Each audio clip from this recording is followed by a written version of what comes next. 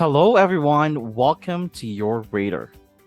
Today, we will learn how to convert a code to a work order. Let's begin. Let's assume our customer called us back and accepted the code. From your Radar admin interface, click Advanced Search and place the code number here. Scroll down to see the result and look for the correct code number. Once you have it, go to Options and click Summary. From Code Summary page, click the code number. You can do your final review here.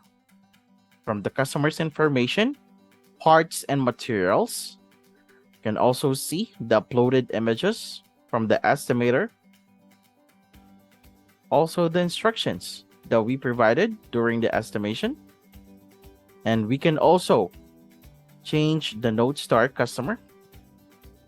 If you're good with that, scroll down and under Change Status, click Accepted Code.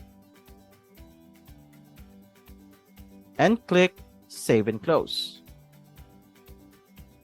And now your reader will generate a work order number.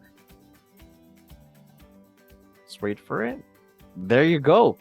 We have work order 104 for Market Square Shopping Center.